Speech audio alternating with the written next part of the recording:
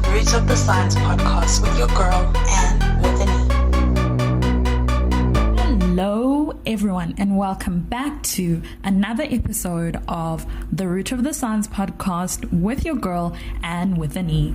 If you are new here, thank you so much for tuning into this episode. It's always so great to have new people tuning in.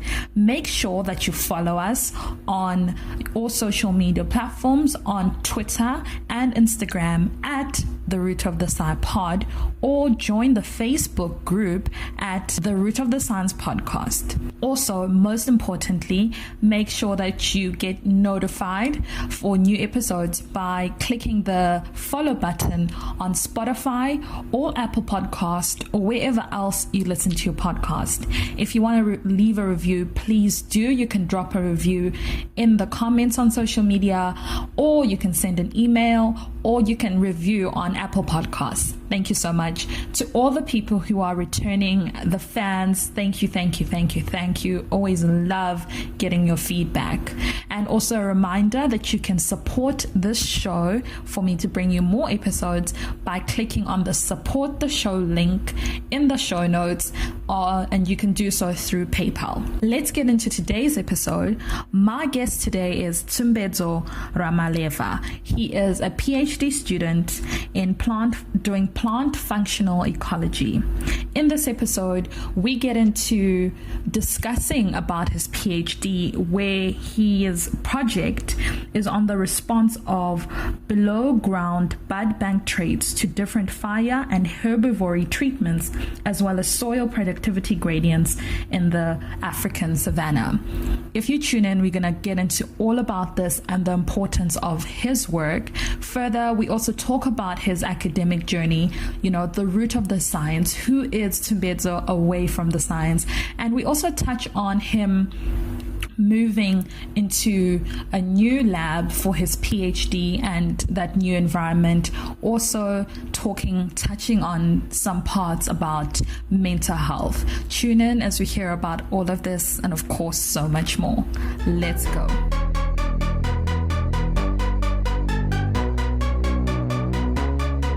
Hi Tsembedzo, welcome to the show. Oh, hi Anne. Thank you for having me. It is such a great pleasure to have you with me today. I'm really excited for myself to get to know you, and also, of course, the audience. So first things first, please may just give us a brief introduction. Who is Tsumbedzo? Where you currently based and where you're from? And just briefly, what are you doing? Okay. Tsumbedzo is just a young man from Ramalevha. So I'm a last born of, I think seven kids. So I'm the last born. Okay. And I'm also the first one to do degrees or to go to universities. So currently I'm at Poch. I'm doing my PhD in plant functional ecology, which is just the study of how functional traits affect plants, and also how they ensure that plants are responding to the environment. Oh, okay, cool. No, thanks for that brief introduction, Tsembedzo. Yes. You mentioned that you are obviously doing your PhD and you are the first one to go to university. That is such a huge achievement. So congratulations on that. That is wow. That is wow. So, but before you are more than just a PhD student. You're more than just the lab. You're more than just, working on your research. So when you are not sciencing, right? When you're not sciencing, when your mind is not full of journal articles, reviews, papers, all of that stuff, what do you do? How do you relax? I like playing snooker. Don't know if you know snooker or a pool. Yeah, so okay. I can say I'm quite good in snooker. So whenever I'm not doing any science-related or reading or writing, I just try to play some few games with the guys. I just hang out, talk life, talk nothing science-related, soccer, wrestling, cars and stuff. So I do that quite a lot. And I also try to write like just books, because I've been playing around with the idea of writing a book. So whenever I'm not doing science, I just maybe add a paragraph. But yeah, it's been about, I think, 5 years now. So yeah, I do that. Okay, that's so interesting. I'm going to pull this book string that you've just started. What type of books are you wanting to write? Is it a fiction, nonfiction? What is it in the genre? I'm sure you can't. I don't know if you can tell me more about it, but like, what is the genre? I always find that part very interesting. Yeah. So the book is basically about my journey from maybe high school all the way to doing a PhD. So like I said, I'm the first one to go to university and get a degree, and now I'm doing PhD. But then I'm also a last born. So the idea is just to show the kids after me how the journey was, and what were my challenges and lessons. And also hopefully they will use that as a guide to say, if you come from this particular background, it is possible, but then you will meet challenges. So this is how you can navigate this life or the postgrad. So yeah, the book is just about me and trying to encourage my nieces and nephews on how to hang in there. And hopefully one day they will also read the book and be something in life. Yeah, no, for sure. Oh man, that's amazing. So it's like an autobiography of you and your whole life. Yes. Oh, that's so exciting. And I love what you said, that it's like as a guide, because like you said, for you, it was obviously the first time trying to navigate everything for yourself. You didn't have, that guide. So it's quite beautiful that you aspire to do this, like you said, for your nieces and your cousins, and I'm sure all the many other people, when you do publish this book, and who you can also motivate, which is so beautiful. Well, congratulations in advance. I cannot wait to get my copy. I'm saying this publicly or internationally. It's done. I'll send you. Please, I'm going to wait for my autograph copy. Don't worry, I'm going to definitely support, but I'm booking, like pre-order before pre-order. Yeah, Yes. I'm pre-ordering the book before it comes.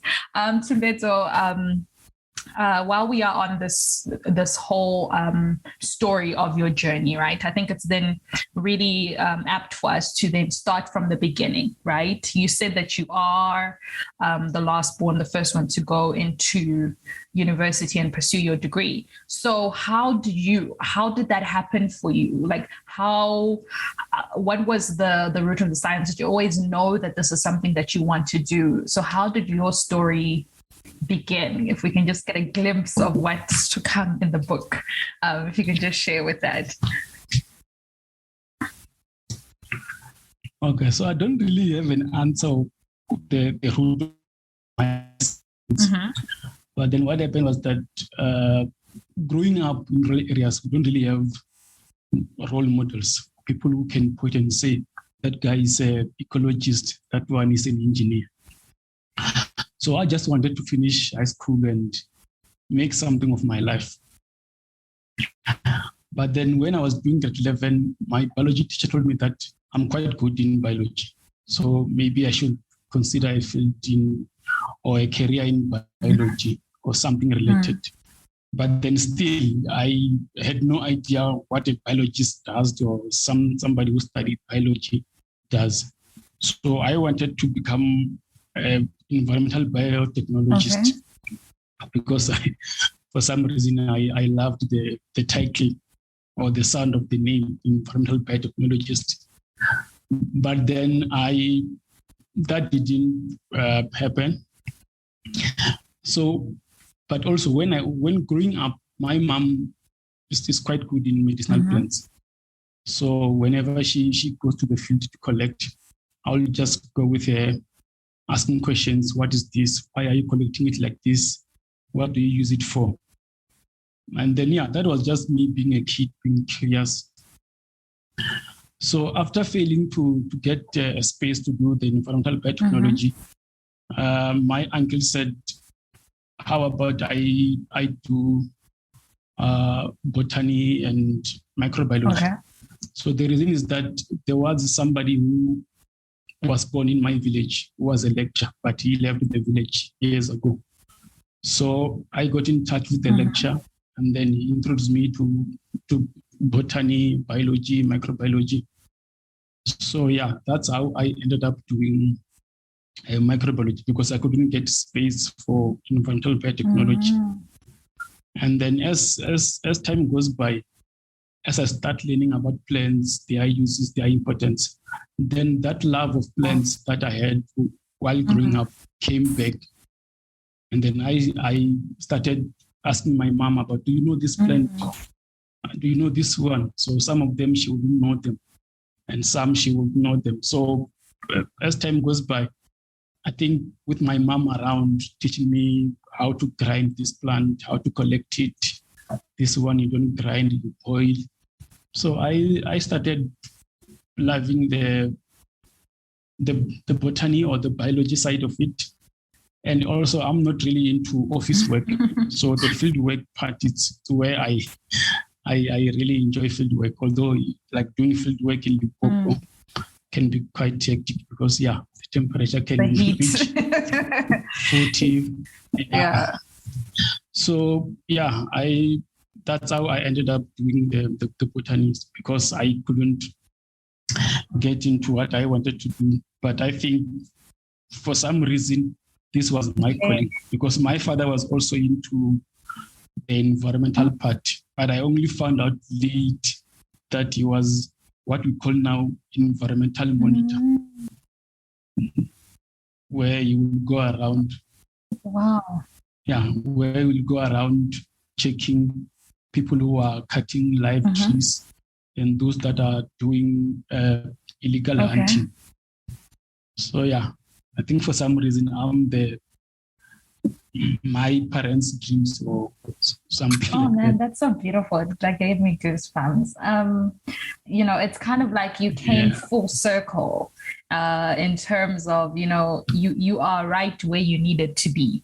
You thought you were meant to be somewhere else, but then actually you are exactly where you needed to be. And that's so beautiful. And it's amazing. And also what you said about how when you grow up in a village, you don't have, you said like you didn't have anybody who was like a scientist for you to be like, this is something that I can do. But also I think it's quite interesting that the person who you are trying to become with your book in terms of writing this guide, the lecturer from that university was sort of that person for you, where you could have a reference point of where somebody you could actually contact to be like, okay, you've done this, how can I do this? So, and also your mom, like how, I'm sure when you were younger, you didn't even realize how it would all come back to you years later.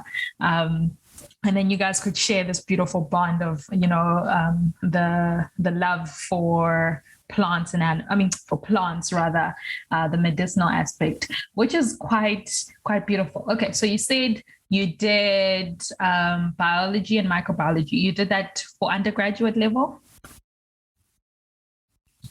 Botany, sorry. Yes, for undergrad I did, botany and microbiology at undergrad. And then at honors, I did plant ecophysiology. Okay. And then that's what you've taken up with you until your current level of study. No, not really. So I did plant ecophysiology at honors. Then I did plant invasion at masters. Now I'm doing plant functional ecology. There's so many different terms, and like to people who are like, what is he talking about? I do plant sciences, but on the crop science, I cannot even.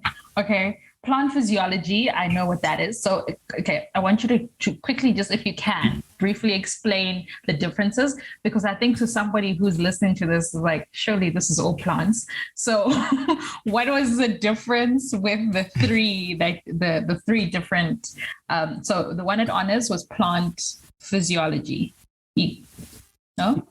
Ecophysiology. So what is that briefly? What do you do there? So Plant ecophysiology is basically plant ecology and plant physiology. So you study how the physiology of the plant affects its ecology or its performance. Like, for example, when you cut a tree, some tree will resprout or form root suckers. That's the it's driven by physiology. Yeah. Yes. So in masters, I did plant invasion biology. So it's like invasive plants, studying how they affect the native plants. And then in PhD, I'm doing functional ecology. So this is just a study of functional traits and how they influence how plants respond to disturbance or the environment. Okay, that's so interesting. No, thank you so much for clearing that up, because I'm sure to somebody who has never had anything to do with plants, it could all sound the same thing. And I think it's quite interesting. And it just goes to show the diversity of this one field, and in inverted commas, this one field of study. Okay, so while we are on your PhD, like you said, you are doing your PhD in plant functional ecology, and the project is on the response of below ground bud bank trades to different fire and herbivory treatments, as well as soil productivity gradients in an African savanna. Okay, so can you please tell us more about this project, what it involves, and just the importance of it? Okay, so the study is looking at the bud banks. So bud banks are, before maybe I can tell you what bud banks are, let me just say, plants utilize two mechanisms to maybe respond to disturbance or injury. They either resprout from surviving tissues, meristematic tissues, which are the buds, or seeds germinate and establish or recruit new seedlings. So in most of our savanna ecosystems in Africa, fire and herbivory are the drivers of these biomes or ecosystems. So it's very crucial to understand how our plants respond to these drivers or disturbances, fire and herbivory. And then in most of these areas, since fire or herbivory is like a recurring thing, it doesn't stop.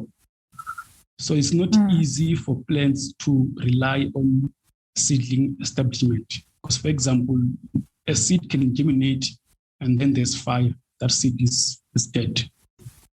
So plants rely mostly on the buds or the surviving tissues to recover or resprout after being defoliated or being eaten by elephant or after fire. So in most of our studies that looked at the effects of fire on savanna plants, we have enough data on what happens above ground when you burn an area, or when you allow livestock or wild animals to graze on that area. But we have little to no idea in terms of what influences what we see above ground. Why is plant A responding quickly than plant B? Sure. So if we don't know that, we'll keep on allowing livestock to graze, only to find that plant B will die out because it can't cope with this continuous grazing or continuous burning. So it's crucial for us to know how this grazing or herbivory and fire is affecting the regeneration capabilities of these plants, so that we know how frequent should we burn, for how long should we allow animals to graze in this particular area. So, like, for example, in places like Kruger National Park, Yeah. If we just allow like plants to be grazed or for fire to just burn, we might lose some plants which are crucial maybe to the diet of herbivores or animals. And then that can have an effect on the populations of these herbivores and will lead to maybe us not really going there because we are losing elephants, for example. So we need to know how animals and plants interact so that we can be able to develop management strategies that will enable us, or that will make sure that we sustain these plants, because we can't just allow them to be grazed or to be burnt. So I think in short, that's just the main maybe answer to the question. We just want to know what happens below ground when we burn, and how does that influence what we see above ground. That's so interesting, Tsumbedzo. I have two follow-up questions. The first one is, you said African savannas, and I was actually going to ask you where. So you mentioned Kruger National Park. Where are the other sites that you are conducting these experiments at? No, like the experiment is conducted only at Kruger. Oh, it's only at Kruger. Oh, okay. Yeah, but then the African savanna was just to generalize that in most African savannas, fire and herbivory are the main drivers of plant composition and structure. Okay, cool. And just to clarify, herbivory is when you mention that the animals graze and they eat the grass. That's the herbivory aspect of it, right? No, herbivory is just animals. Oh, just animals. Herbivory is from the word herbivores. Okay, so it's when they eat the grass, and because we're comparing fire and how animals are affecting you said the below ground.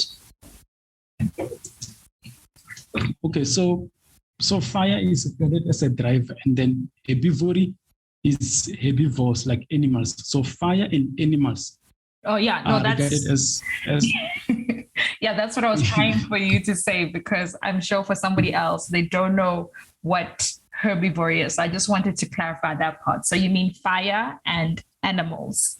That's basically what you're saying. Okay, great. The next question actually that I had was that, let's say, for example, in a farm, right, where let's say they grow, they have cows and whatnot to graze. I also learned that they also burn the fields, right? So do you think the results that you would get from what's happening in the Kruger in terms of the below ground aspect of it could also be applied in a farm setting? Because, like we said, that they do burn the field so that it can grow better, and there's also animals that also eat the grass, or the herbivory aspect of it. So could one say that if the data that you get, could that also inform potentially something like that, where not necessarily only in the savannah? Yeah, I think it can, because let's say, for example, in a farm where they are farming livestock, they will maybe have an area where they allow the animals to graze. So yes, what you can do, you can also study how that grazing or browsing herbivory is affecting maybe dominant plant species. Like, for example, if you have got 10 palatable grasses, and you find that when you allow the animals to graze this area maybe for 3-4 months, that depletes the dominant plant species. Then you will be able to say, okay, instead of allowing the plants to be grazed for so long, let's only do 3-4 weeks and rotate the animals in such a way that it will give the plants a chance to regrow. So we can study how plants in that particular farm is responding or are responding to grazing. And then how can we make sure that we maintain the plant composition, but we also don't starve the animals. So we have to do rotational grazing to ensure that plants are able to recover, but at the same time, animals are not starved. So studying how the bud banks respond to grazing can also be applied to such or in such farms. Quite interesting. No, you have a very interesting research project, and we're excited to hear about how your results, the different types of results that come with that. So I wish you all of the best, because that is honestly so exciting, right? So as we continue about your PhD,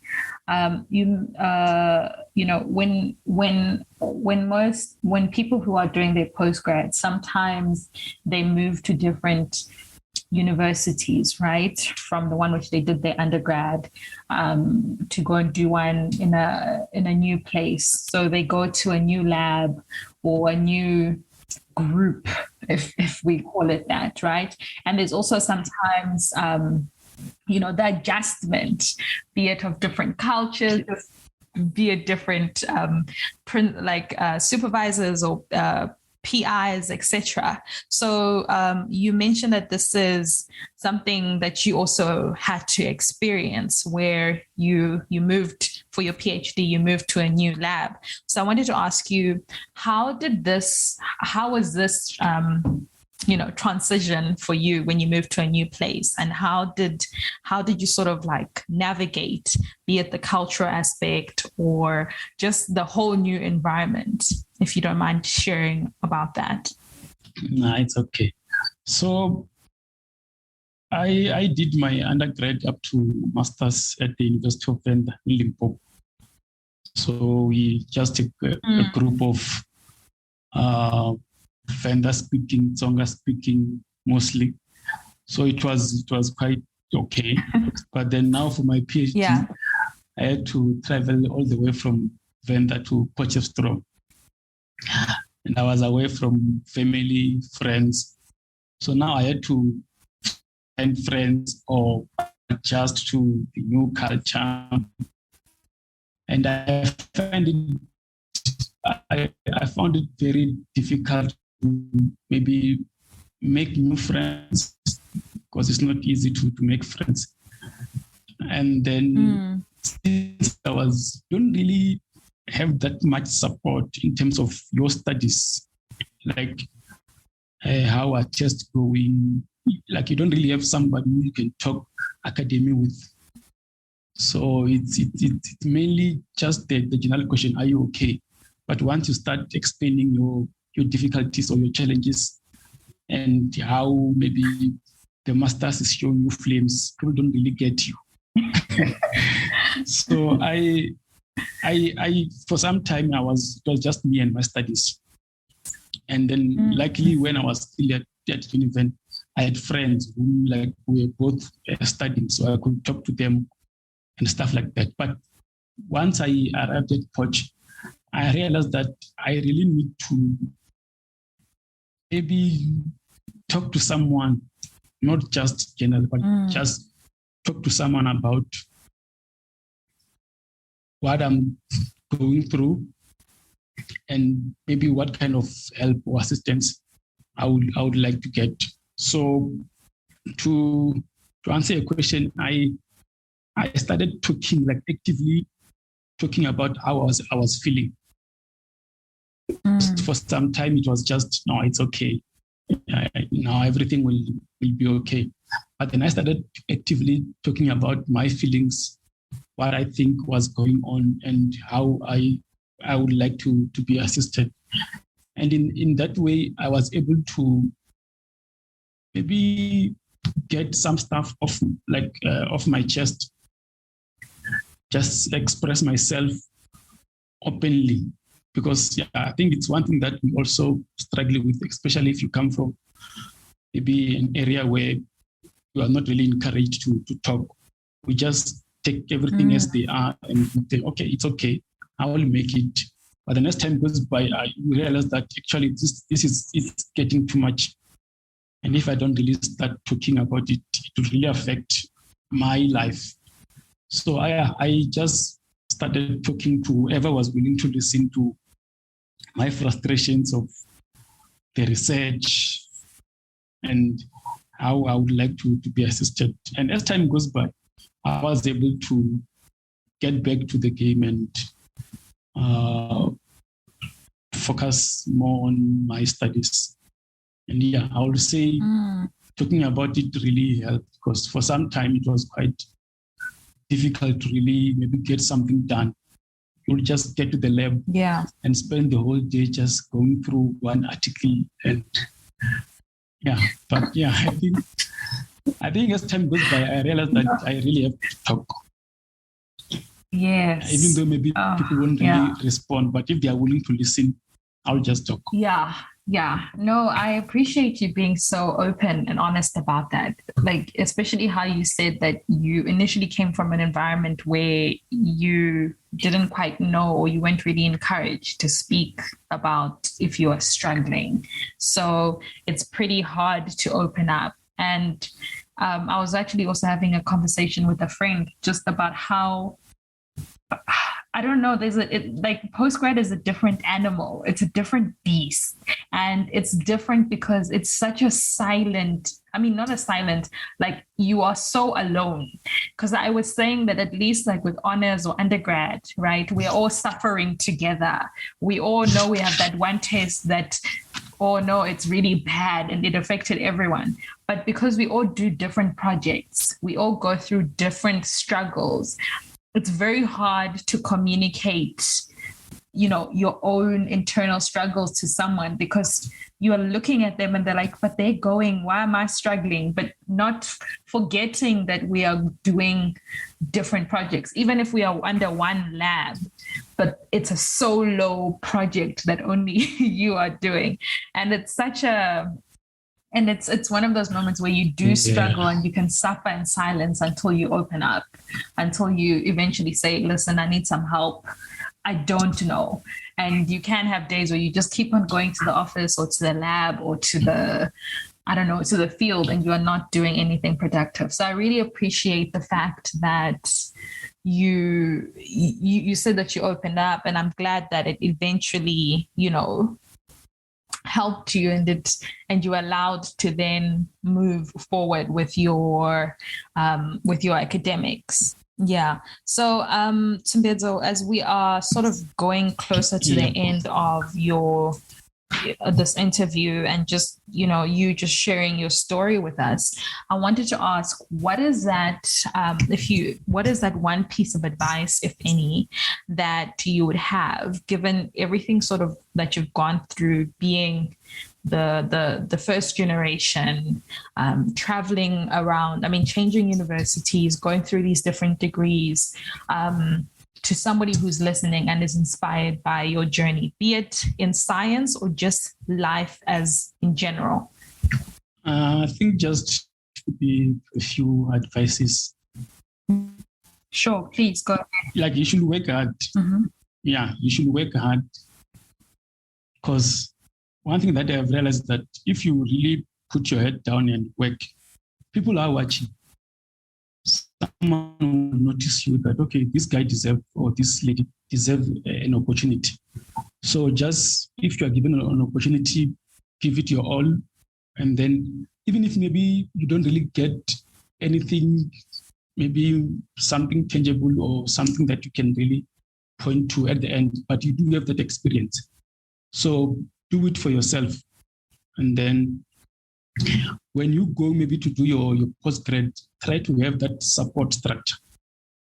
Try to build that group of friends whom you can talk about life, but also just go out and have fun. Because the science field can be quite lonely. And if you don't really have anyone or a group of people to really just talk to, it can really consume you. So work hard and also love what you do. doesn't really help for you to really pursue science if you don't really love it. So if you want to do botany, you should love plants and also enjoy the outdoors, because you really do quite a lot of field work if you are into ecology. So be okay with doing a floristic survey in Limpopo when it's maybe 42 degrees. So it's part of your job. But yeah, just give it your all. Try to build that support structure, and also, work hard, love what you do.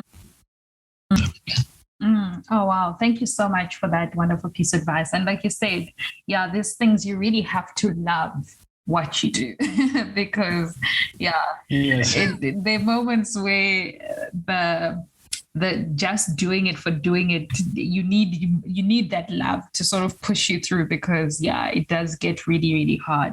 And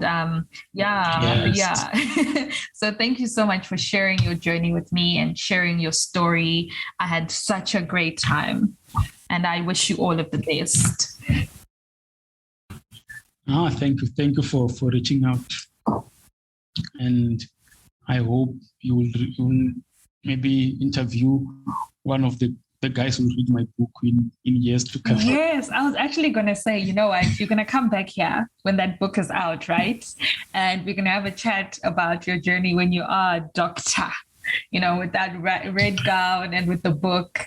And then we're going to meet again when not maybe meet again, maybe within years later, when somebody's going to be like, yes, I read Dr. Tsembedzo's book and this is why I'm here. So we are starting something here. I feel it. I feel it. Yeah. I feel it. Yeah. And to everybody else who's tuning in, thank you so much for tuning into another episode of the Root of the Science podcast with your girl, Anne with an E. Until next time, goodbye.